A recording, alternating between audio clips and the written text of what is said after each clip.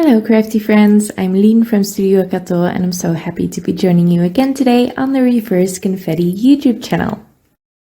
And today I am sharing a birthday card which looks like it took a long time but was really simple to make.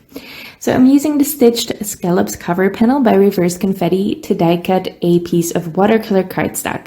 And on that I am centering a rectangle die, just a basic rectangle die, and I will run that through my die cut machine again. So I am going to save that border and I will use it on my card later.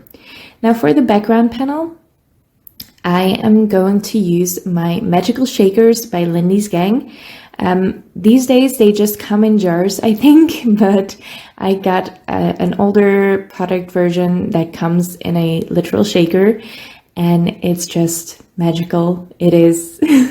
You just sprinkle on some of this watercolor powder and then you spritz it with water and you just watch the magic happen. It is so fun to play with. I have a ton of colors, but you don't need that many because in one color there are plenty of hidden colors. So in this teal one, there is some yellow, there is some green, there is some darker blue as well, and that's how you create a super quick background. Now you can replicate this, of course, by just using your regular watercolors and just dropping in various colors. But these I love because they also add some shimmer. Now for my focal image, I am using the Party Pals stamp set by Reverse Confetti, and I'm just using this bear sitting on top of a heap of presents, and it's so adorable.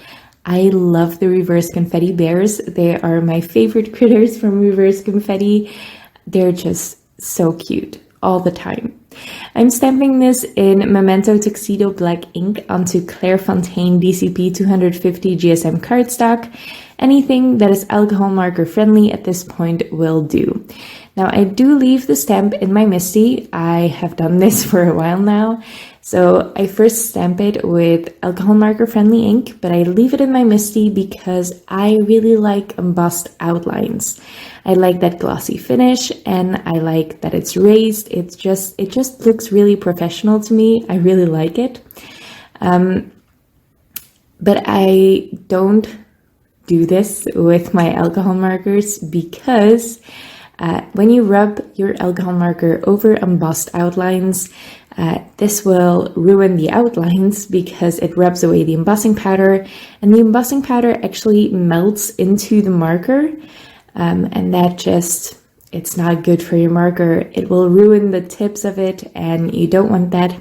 So the only way to create embossed outlines for alcohol marker colored images and save your markers is to do it after you're coloring. So I stamp it first with an alcohol marker friendly ink, leave the stamp in my Misti, do my coloring in the meantime. I keep things really simple. When coloring, I just have some fun with it. And I just made sure not to use blue because my background was blue, and I just picked some colors that went with it. And then I can put this paper back in my Misti, like I'm doing now, in that same corner. The stamp hasn't moved, so I can stamp it again in the exact same spot with some Versafine Onyx black ink. This is pigment ink, so it's going to stamp awesomely, and it's a very crisp black. So just for that, I would stamp it again with Versafine Onyx black. But I also want to emboss this, so I added Wow Clear Gloss Superfine Embossing Powder and just heat set that.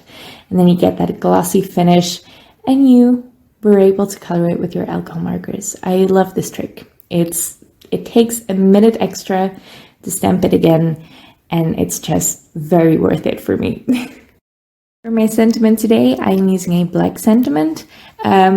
I chose black because I also wanted to add a border to this card panel, and I'm also going to choose black for that. So usually I don't cut a sentiment this bold out of black cardstock, but I do if there's other black elements on my card, so it goes together. The sentiment, by the way, is from the Cheers and Hooray Word Duo die set by Reverse Confetti. I love the Word Duo die sets. They are just so fun. and I always use a ton of sentiment dyes. They are my most used dyes by far, and I really like these, the fonts of these. Now you can see I added some black marker to the edge of that panel, just so I didn't have any white showing over that black border. So this is just a strip of black cardstock that I cut, and I added some stripes on it with white gel pen. This looks tedious, but it only took me a minute. And I really wanted that white detail in that black as well to make it a little less harsh and a little bit more interesting as well. This is that border you saw me cut at the very start of this video. This is that scallop or that stitched scallops cover panel that I cut the rectangle for my background panel out of. And that just means that my whites all match on this card, and I really like that. It's a tiny detail sometimes, and this way it was really quick to do. I added some foam tape to the back of this image, and that way I can prop it up and give it some nice dimension on my card. And then I figured I would just prop the cheers or adhere the cheers behind the bear. I thought I would just adhere it on top of it like I usually do, but with the dimension of that cheers, it was going to be quite bulky, and I actually like it a lot better with it sitting slightly behind that bear. I'm also adding some gemstones or some pearls. These are the, gosh, what are they called? It's something opal by Crafty Meraki. They are gorgeous pearls. I will make sure to list them in the description below. I folded a really quick, simple matching envelope out of some patterned paper with my We Are Memory Keepers 123 punch board. I just thought the blue and the stripes would go perfect with this card because there's blue on it and there's stripes on it.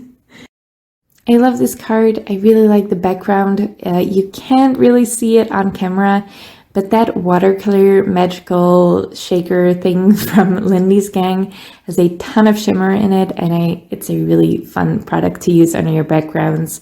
And it also draws the attention to your cute focal point, and I love that. I hope you liked the card, and I hope you liked the video. If you did, make sure to leave a thumbs up on this video and leave your thoughts in the comments below. I would love to read them. You can also subscribe to the Reverse Confetti YouTube channel, or you can subscribe to my channel, or both. I would love to see you back here or on my channel. I make a ton of videos for Reverse Confetti because I love their products. I am having so much fun with these. And I can probably tell you the new release is dropping soon. You should be seeing sneak peeks of that already on Instagram, and the products are so fun, you guys. Definitely stay tuned for that. It's coming really soon. Thank you so much for watching, and I'll see you next time.